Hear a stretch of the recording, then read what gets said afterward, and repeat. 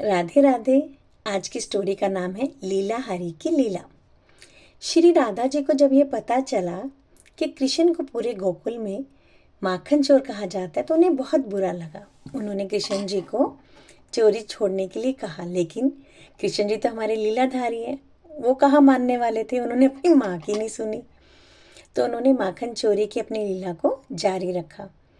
तो राधा जी को बड़ा गुस्सा आया, वो उनसे नाराज हो गई। वो उनके रूठ के उनसे बात करना उन्होंने छोड़ दिया।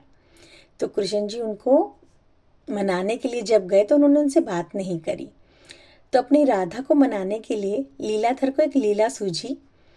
ब्रज में लीला गोदने वाली स्त्री को लाली हारन कहा जाता है, यानी टैटू आर्टिस्ट को लाली हारन। तो कृष्ण जी ने टैटू आर्टिस्ट का रूप बनाया, लाली हारन का रूप बनाया और घूंघट ओढ़कर बरसाने की गलियों में पुकार करते हुए घूमने लगे। पहले जमाने में होता था ना कि कोई कुछ काम करता तो वो आवाजें लगाते हुए चलता था। तो जब वह बरसाने पहुंचे और राधा रानी की ऊंची अटरिया के नीचे आए तो आवाज देने लगे। जब एक प्रेमी अपनी प्रेमिका के घर के पास पहुंचे तो कितने प्यार से और कितनी खुशी से और पूरे जोश के साथ बोलता है। तो कृष्ण जी ने कहा, मैं दूर गांव से आई हूँ, देख तुम्हारी ऊंची अटारी, दीदार की मैं प्यासी, दर्शन दो वृष भानु दुलारी, हाथ जोड़ विनती करूं, अर्ज मान लो हमारी, आपकी गलिन गुहार करूं, लिलिया गुदवा लो प्यारी।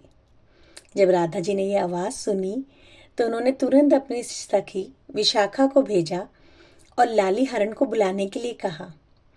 घूंघट में अपने मुंह को छिपाते हुए कृष्ण जी राधा जी के सामने पहुंचे और उनका हाथ पकड़कर बोले कि कहो सुकुमारी, तुम्हारे हाथ पे किसका नाम लिखूं? वो भी छेड़ रहे हैं। प्रेमी को पता है प्रेमिका के मन में कौन है और किसका नाम गुदवाएंगी, लेकिन फिर भी पूछ रहे हैं, सुनना चाह रहे हैं कि वो क्या कहेंगी।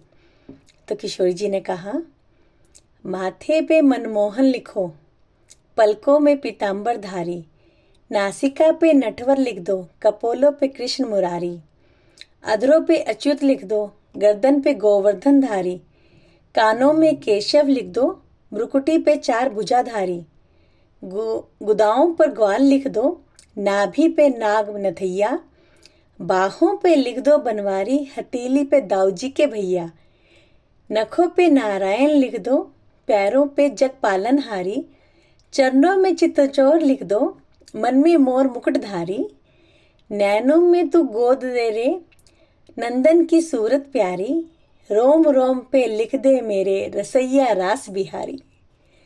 उन्होंने अपने दिल की बात कह दी। और जब कन्हैया जी ने सुना, जब एक प्रेमी अपनी प्रेमिका का सुनता है कि वो उनको कितना प्यार करती है, कितना भाव रखती है उनके लिए, तब खुशी के मारे ठाकुर जी नाच उठे, मन से उनका मन नाच उठा। और जब ठाकुर जी ने सुना कि राधा अपने रोम रोम पर मेरा नाम लिखवाना चाहती है तो उन्होंने खुशी से बावले से हो गए, कहते हैं ना बोरा गए, और प्रभु को अपनी सुध बुध नहीं रही और वो भूल गई कि वो एक लाली हरण के वेश में बरसाने के महल में राधा के सामने ही बैठे हैं। वो इतने खुश हो गए कि उन्हें याद ही नहीं रहा कि उन्होंने कोई भेष धरा हुआ है।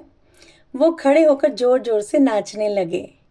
उनके इस व्यवहार से किशोर जी को बड़ा आश्चर्य हुआ कि भाई ऐसा क्या हुआ कि इस लाली हरण को क्या हो गया। और तभी उनका घूंघट गिर गया और ललिता सखी को उनकी सांवरी सूरत के दर्शन हो गए और वो जोर से बोल उठी, अरे ये तो कृष्ण कन्हैया ही है। अपने प्रेम के इजहार पर राधा जी बहुत शर्मा गई और अब उनके पास कन्हैया को क्षमा करने के अलावा कोई रास्ता ना था। कृष्ण भी राधा का अपने प्रति अपार प्रेम जानकर गदगद और भाव विभोर हो गए। उस दिन आप सोचो कि एक प्रेमी ने अपनी प्रेमिका के सामने प्यार का इजहार करा, मतलब दोनों ही मन से झूम उठे। और उस दिन बरसाने की गलियों में गूंजा, राधे राधे राधे राधे। मतलब ये स्टोरी कितनी सुंदर है कि इसमें कितना प्यारा भाव है कि भगवान अपने प्रेम के लिए किसी भी वेश को धारण कर सकते हैं। मतलब उनमें कोई अहंकार नहीं, कुछ नहीं। और एक ललिहारन के वेश बना के वो अपनी प्रेमिका को मनाने चले गए। Thank you. राधे राधे।